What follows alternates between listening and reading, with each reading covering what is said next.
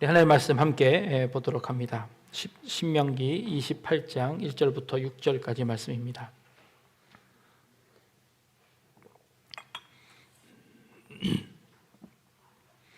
신명기 28장 1절부터 6절까지 말씀 우리 한 절씩 번갈아 가면서 읽도록 합니다. 내가 내 하나님 여호와의 말씀을 삼가 듣고 내가 오늘 내게 명령하는 그의 모든 명령을 지켜 행하면 내 하나님 여호와께서 너를 세계 모든 민족 위에 뛰어나게 하실 것이라.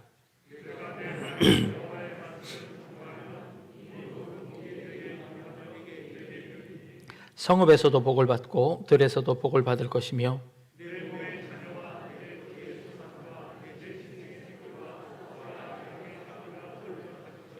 내 광주리와 떡반죽 그릇이 복을 받을 것이며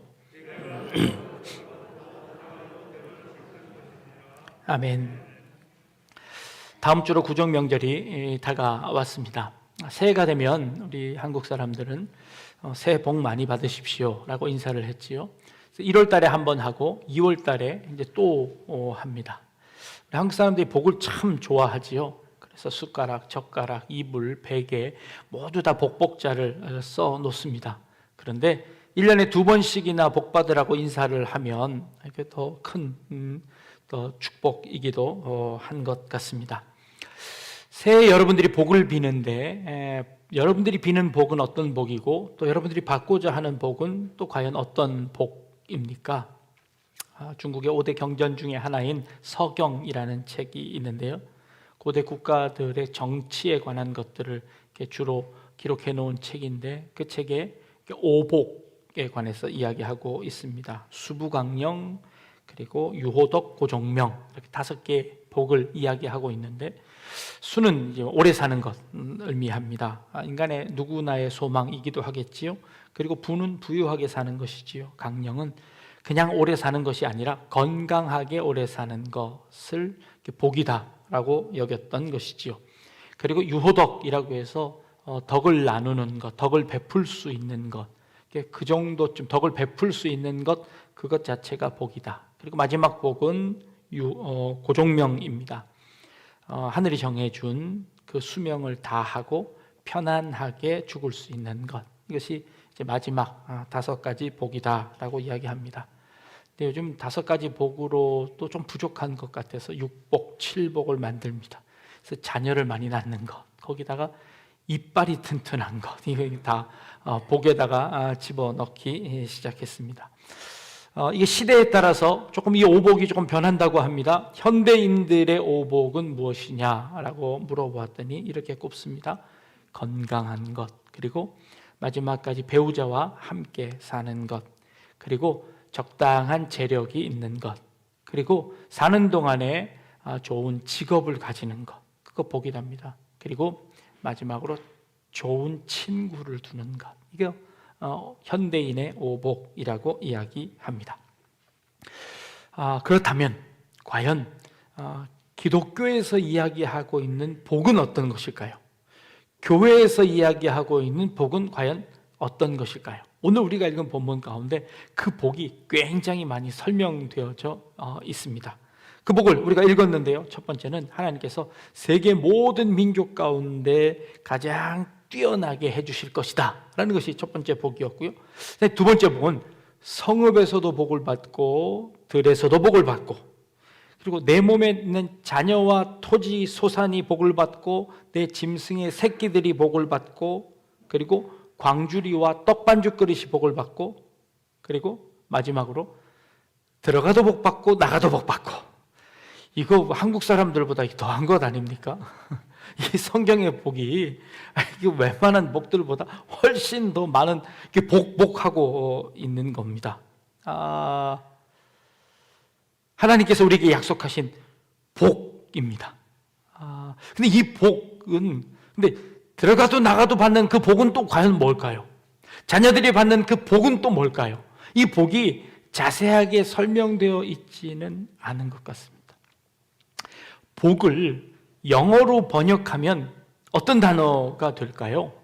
이게 복 받으십시오라는 말이 영어에는 잘 없는 것 같아요. 이게 복을 영어로 번역을 하니까 럭키 할 때 그 럭이 되는 겁니다. 근데 이걸 번역해 놓고 나니까 이것은 행운, 운 단어로 번역되어집니다. 좀 복하고 조금 안 맞는 것 같아요. 어떤 분은 복을 이렇게 fortune이라고 단어를 씁니다. 이 fortune이라는 단어는 이렇게 많은 돈 혹은 많은 재물 같은 것을 의미합니다. 또 딱 그것만이 또 복은 아닌 것 같습니다. 그래서 복이라는 단어를 영어로 대체할 만한 게 그렇게 많지 않은 것 같아요. 새해가 되면 우리는 새해 복 많이 받으십시오 인사를 하지요. 서양에서는 뭐라고 인사를 하나요? 해피 뉴 이어라고 인사합니다. 그러니까 행복한 한 해 되십시오. 행복한 새해가 되길 바랍니다. 근데 거기도 그 해피라는 단어를 우리는 행복이라고 번역을 했는데 그게 또 복이라는 것과 또 딱 맞아떨어지는 것 같지는 않는 것 같습니다. 그렇다면 이 복이라는 단어는 또 도대체 무슨 뜻일까요? 오늘 기록되어져 있는 히브리어의 원문을 보니까 이 바라크라는 단어를 쓰는데 이 바라크라는 단어가 복이라는 단어이기는 합니다만 그 원래의 뜻은 무엇인가 하면 무릎을 꿇다라는 뜻입니다. 근데 이 무릎을 꿇는 것과 복이라는 단어가 어떻게 연결이 되십니까? 근데 이 원래의 단어의 뜻은 무릎을 꿇는 것, 이것이 복이라고 설명하고 있습니다. 곧 하나님 앞에 무릎을 꿇을 수 있는 것, 그것이 복이다라고 우리에게 설명하는 것 같습니다. 자, 복은 받는 겁니다. 그렇죠? 복을 받는다고 생각했기에 우리는 사실 이 복을 행운처럼 생각했습니다. 이 복은 그저 내가 생각하지도 않고 내가 상상하지도 않고 내가 기대하지도 않았음에도 불구하고 아니 내 능력 밖에 있는 것이 내게 거저 들어왔을 때 우리는 복 받았다라고 얘기를 하는 것이죠. 그래서 이 복은 그저 행운처럼 느껴질 때가 참 많았습니다.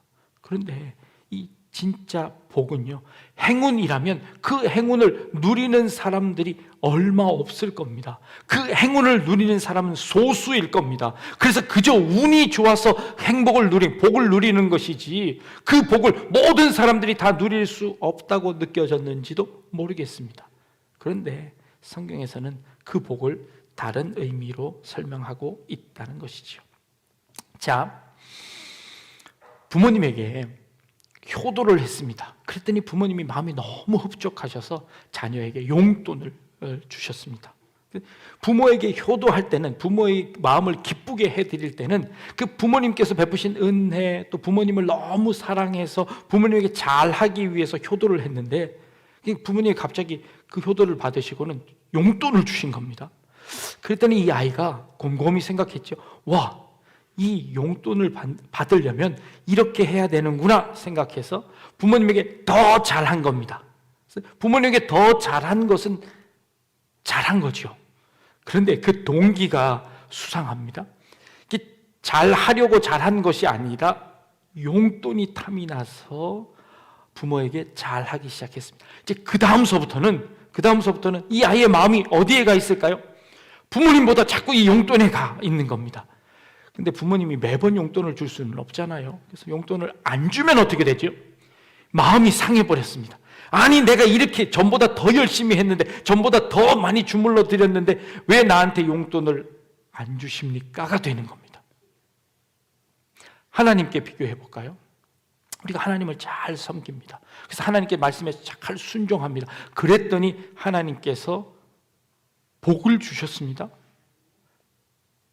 그런데 그 복을 맛보고 나서 그 복이 너무 탐이 나서 자꾸 복 받기 위해서 하나님께 더 열심히 순종을 했습니다. 그런데 전보다 더 큰 복이 내게 오지 않습니다. 그래서 실망하지는 않습니까? 그렇다면 하나님께로부터 온 그 복이라고 생각했던 거, 그게 진짜 복이 아닐 수도 있다는 생각을 해야 되지 않을까요? 우리에게 주는 진짜 복은 뭘까요? 진짜 복을 하나님이 주셨다 안 주셨다 할까요? 내가 잘 해야만 받는 그 복이라면 그게 진짜 복일까요? 내가 그것에 얽매여 있어서 내가 그걸 받기 위해서 노력해야 받는다면 그게 진짜 복일까요? 아닐 수 있다는 거죠. 그렇다면 진짜 복이라는 것은 뭘까요?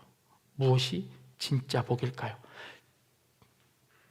진짜 복은 내가 부모님을 너무 사랑해서 그 부모님에게 내가 잘해 드릴 수 있는 것, 부모님과 좋은 관계를 맺는 것, 그것이 복이 아닐까요? 그래서 용돈을 받는 것은 부산물에 불과한 것입니다. 그것이 용돈을 받는 것이 목적이 아니라 그 용돈을 받는 것을 통해서 부모님과 좋은 관계를 유지하는 것이 훨씬 더 큰 복인 것이죠. 그 부모님이 살아계셔 내 곁에 있는 것이 더 큰 복이지요. 그것 아니라 용돈에 눈이 멀었다면 그건 진짜 효자가 아닌 것이지요. 그렇다면 하나님은 어떨까요? 우리는 자꾸 복을 우리 인간의 개념으로 하나님이 주시는 그 부스러기를 자꾸 복이라고 생각하는 겁니다. 그래서 우리가 하나님께 열심히 순종하면 하나님께서 내게 그 복을 주셨다고 하는데 그 복이 아니라 그걸 통해서 진짜 복이 무엇인지를 깨닫게 하시기 위해서 하나님이 우리에게 주시는 부산물에 불과한 것입니다. 진짜 복은 하나님과 내가 관계를 맺는 겁니다. 하나님과 내가 인격적인 관계 속에서 내가 하나님을 아버지라고 부를 수 있고 하나님께서 나를 내 아들이라고 일컬어 주시는 그것이 가장 큰 복이지, 그것 통해서 부산물로 주시는 것은 그저 보너스일 뿐입니다. 우리가 이것을 복이라고 생각했기 때문에 우리가 그 복을 받지 못해서 나는 복이 없는 사람이야, 하나님은 왜 내게 복을 안 주셔, 하나님은 왜 내 기도 안 들어주셔. 아니, 내가 기도하는 것 그것 자체가 이미 내가 복을 받은 사람이고 복을 누리는 사람인데 우리가 받은 그 복을 세어보지 못하고 우리가 받은 그 복을 깨닫지 못하고 우리는 늘 그 복을 추구하는 사람들이 되어 버렸다는 것이죠. 박철수 목사님이라는 분이 계신데요, 1990년도에 축복의 혁명이라는 책을 출판하셨습니다. 그 이후로 이 책이 완전히 베스트셀러가 되었습니다. 26번째 판을 인쇄할 정도로 그렇게 많이 팔려나갔습니다. 그러다가 이분이요, 은퇴하시고 나서 25년쯤 지나서 2016년도 5월 달에 이 축복의 혁명이라는 책을 개정하셔서 개정 증보판을 다시 출판하셨습니다. 그래서 예전에 20년 전쯤에 25년 전쯤에 썼던 그 내용들에서 별로 바꾸지 않으시고 거기다 뭔가를 좀 더 첨가하셔서 책을 내셨는데 그 책 제일 첫 번째 장에 한국 교회의 6가지 병에 관해서 이렇게 기록을 하셨는데 이게 참 마음에 와 닿았습니다. 첫 번째는요, 한국 교회의 첫 번째 병은 소비자 중심주의라고 기록을 하셨습니다. 이게 뭘 의미하냐면 신앙이라는 것, 예배라는 것은 하나님께 예배하는 것입니다. 그런데 교회가 이 하나님께 예배하는 하나님께 집중하지 않고 소비자 중심주의로 바뀌었다는 겁니다. 백화점에 가면 손님이 왕입니다. 손님을 위해서 모든 편의시설을 최고로 갖추었습니다. 그래서 그곳에 가면 참 대접받는 기분이 들어서 참 좋죠. 그 이유가 뭐죠? 다 여러분들의 호주머니를 노리고 이제 그렇게 하는 겁니다. 그래서 그 대가를 받고 돈을 쓰는 것이죠. 교회가 이렇게 소비자 중심주의로 되어 버렸다는 것입니다. 그 대표적인 예가 구약 성경에 있는 아론을 들고 있습니다. 모세가 시내산에 올라가서 하나님의 명령을 받는 그때에 이 백성들이 불안해했습니다. 그 불안해하는 그 백성들 앞에 아론은 금송아지를 만들어서 이것이 하나님입니다 하고 소개했습니다. 그리고 그 금송아지를 섬기는 것으로 말미암아 그들의 불안을 잠재워 버렸습니다. 그 불안을 씻어줬습니다. 그들의 마음을 편하게 해줬습니다. 그렇게 살아도 괜찮다고 설득하기 시작했습니다. 소비자 중심주의가 되어버렸다는 것이죠. 현대교회가 그렇게 되고 있는 것은 아닌지, 그것이 기독교의 한 병이다라고 이야기하고 있습니다. 하나님을 섬기는 성도들을 섬기는 것 아주 중요합니다. 그리고 그것은 반드시 있어야 합니다. 그러나 그것이 주객이 전도되어서 그 사람들의 비유를 맞추기 위한 교회로 전락한다면 그것은 교회로서의 의미를 잃게 되어 버린다는 것이죠. 이게 주객에 전도되었다는 것을 의미합니다. 첫 번째 병폐. 두 번째로 지적한 병은요, 율법주의를 지적하셨습니다.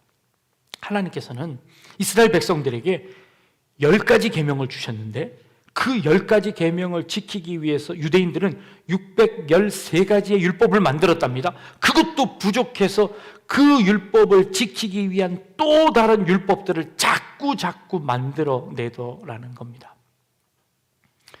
안식일에 일하지 말라고 하셨습니다. 안식일에 일하지 않는 이유가 뭘까요? 뭐가 일입니까?를 묻기 시작했습니다. 그래서 뭘 옮기는 것은 일이니 옮기지 말아라. 옮기는데 돌을 들어서 옮기는 것은 일이다. 그러니 일하지 말아라. 그러나 아이를 데리고 가는 것은, 안고 가는 것은 그것은 일이 아니다 라고 표현했어요. 그러면 만약에 이 놀던 아이가 돌을 들고 있는데 돌을 들고 있는 아이를 들고 옮기면 이건 일입니까 아닙니까? 랍비에게 물어봤습니다. 이런 쓸데없는 논쟁을 하고 있는 그때에 예수님이 뭐라고 하셨죠? 안식일은 사람을 위하여 있는 것이지 사람이 안식일을 위하여 있는 것이 아니다라고 말씀하셨습니다. 그 하나님이 말씀하신 그 율법의 참 뜻을 예수님께서 가르쳐 주셨다는 것이죠. 그런데 예수님이 그렇게 설명하셨음에도 불구하고 지금 이 한국 교회 안에 그런 많은 율법들이 만들어져 가고 있다는 것입니다.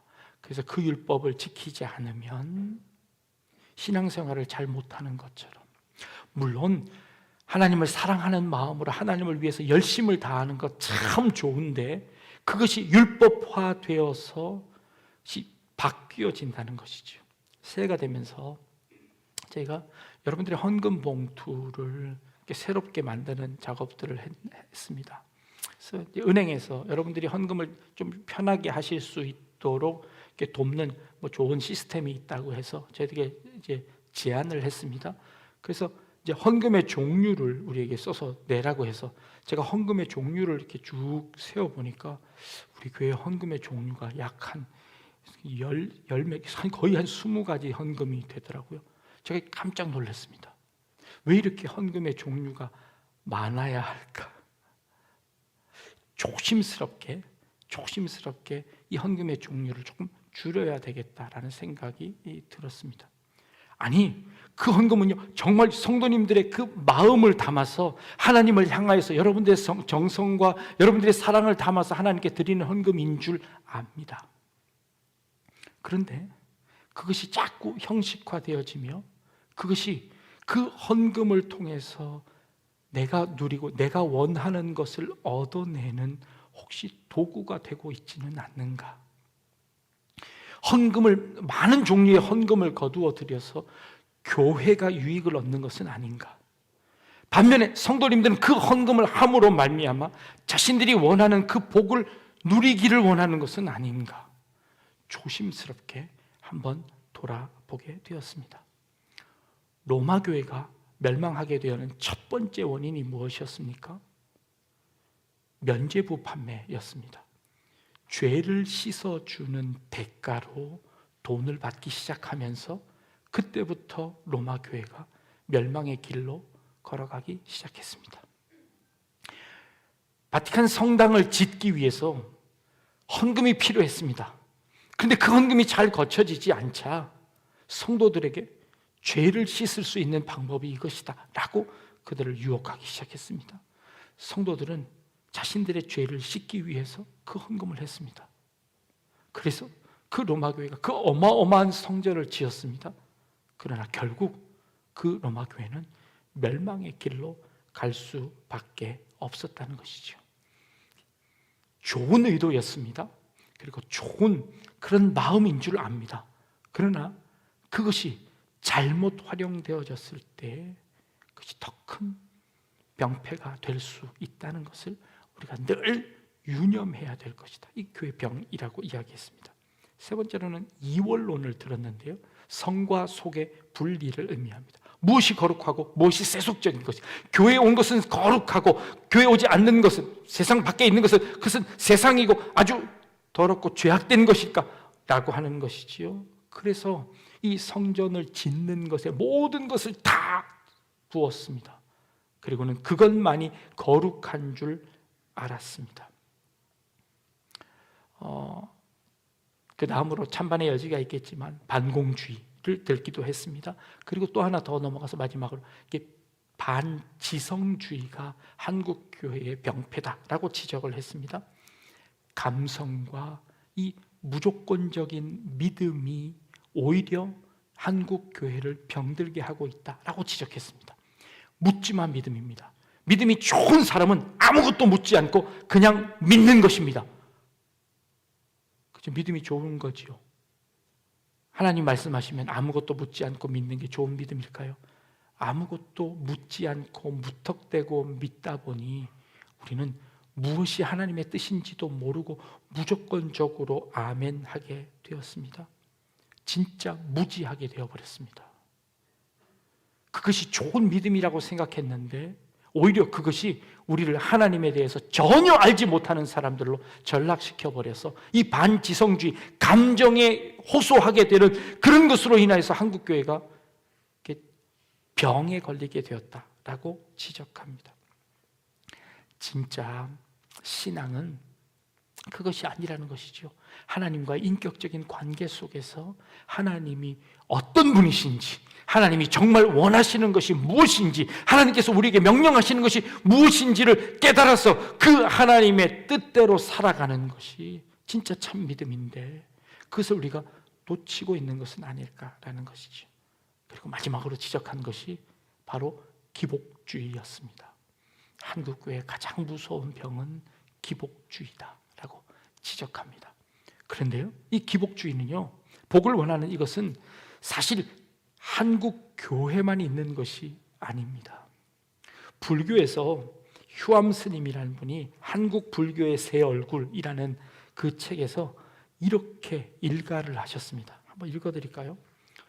복에 환장한 한국 불교인들아, 너희 스승은 너희들이 구하는 왕궁을 버렸는데 너희는 그 스승에게서 무엇을 구하느냐? 나는 오늘의 불교인들의 생리에 저항하고 싶다. 불교가 오늘의 병든 복 사상에 저항하다가 설사 신자가 1300만에서 130명으로 줄어들지라도 여지없이 타락된 물질주의 복 사상을 철폐하는데 앞장서지 않으면 안 된다. 복에 환장한 불교 신자들아. 시원하시죠? 욕하니까. 근데 이게 사실은 우리 기독교 신자들에게 똑같이 선포되어지는 말씀이라고 생각합니다. 한국 사람들이 복을 좋아하지요. 근데 그 복 사상이 이 기독교 사상과 맞물리며 우리는 어쩌면 복에 환장한 사람들인지도 모르겠습니다. 자크 엘룰이라는 신학자가 뒤틀려진 기독교에서 이렇게 이야기합니다. 기독교가 성경대로 바르게 선포만 했다면 이렇게 많은 수의 성도를 얻지 못했을 것이다. 이 땅에서 누릴 수 있는 대가와 이익을 얻지 못했을 것이다 라고 지적합니다. 그렇다면 어쩌면 우리 기독교도 하나님의 말씀을 제대로 선포하고 있지 못한 것은 아닐까 하는 그런 우려를, 걱정을 해봅니다. 그래도 목사님, 오늘 우리에게 읽은 말씀처럼 하나님께서 그렇게 복 주시겠다고 하지 않았습니까? 들어가도 복을 받고 나가도 복을 받고 떡반죽 그릇이 복을 받고 내 자손과 그리고 짐승의 새끼들까지 다 복을 받는다고 하셨고 그렇게 순종하라고 말씀하시지 않았습니까? 라고 우리에게 말씀할 수 있지 않겠습니까? 도대체 이것은 무슨 말씀일까요? 들어가도 복을 받고 나가도 받고 성읍에 있을 때도 복을 받고 들에 있을 때도 복을 받고 이게 도대체 우리에게 뭘 설명하고 있는 걸까요? 지금 이스라엘 백성들이 어디에 있든지 성읍과 들은요 그들의 가정생활과 직장생활을 의미합니다. 들에 나가 있을 때나 가정에 있을 때 집에 있는 광줄이나 자신의 그 자녀들이나 그리고 자신들이 그 생업으로 여기고 있는 양치기 하는 그 짐승들의 새끼들, 그러니까 직장과 가정을 의미합니다.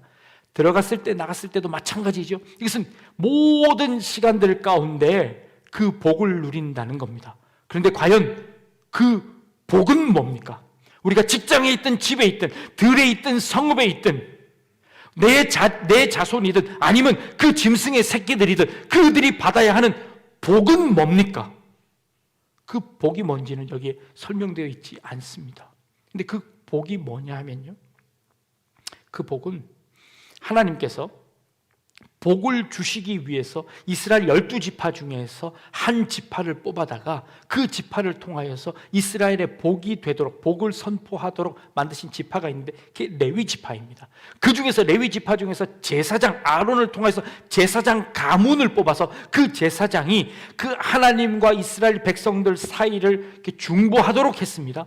근데 하나님께서 이 레위 자손 제사장에게, 아론의 제사장 아론과 그의 아들들에게 내가 이스라엘을 축복하려고 하는데 너는 이스라엘 백성들에게 이렇게 축복을 선포해라 라고 하나님께서 부탁하신 말씀이 있습니다. 그 말씀이 민수기 6장 23절에서 27절까지 나오는 말씀입니다. 제가 한번 읽어드리면요, 아론과 그의 아들들에게 말하여 이르기를 너희는 이스라엘 자손을 위하여 이렇게 축복하여 이르되 여호와는 내게 복을 주시고 너를 지키시기를 원하며 여호와는 그 얼굴을 내게 비추사 은혜 베푸시기를 원하며 여호와는 그 얼굴을 내게로 향하여 드사 평강 주시기를 원하노라 할지니라 라고 말씀하셨습니다. 자, 여기서 축복은 뭔가요? 은혜와 평강과 복을 주시는데 그 전에 앞에 있는 단어들이 있습니다. 뭘까요? 그 얼굴을 그를 향하여 드사, 얼굴을 내게로 향하여 드사, 얼굴을 그를 향하여 비추사, 그 하나님이 너를 지키사, 너와 동행하고 너와 함께 하사, 그래서 은혜와 평강과 복이 있다는 것입니다. 그렇다면 복의 내용은 무엇입니까?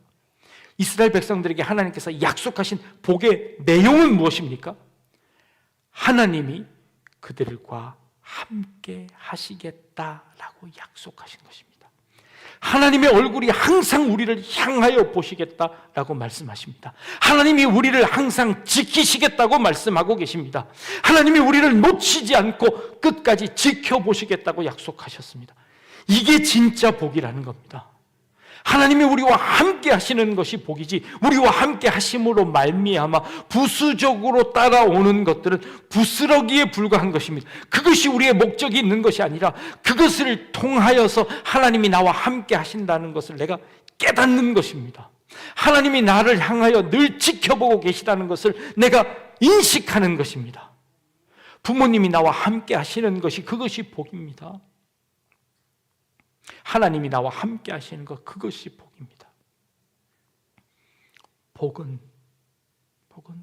그 복의 부스러기들로 인하여서 생겨지는 것, 그것은 있으면 좋고 없어도 괜찮은 것. 나를 가난하게도 하셨다가 부하게도 하셨다가, 나를 비천에 처하게도 하셨다가, 나를 존귀하게도 하셨다가, 하나님께서 나를 여러 형편에 두셨습니다. 그러나 그것과 상관없이 하나님은 늘 나와 함께 하셨습니다. 그래서 나는 그 하나님을 찬양할 수 있습니다. 그래서 나는 하나님을 섬길 수 있습니다. 그래서 나는 하나님께 순종할 수 있습니다. 그래서 하나님이 내 하나님이십니다.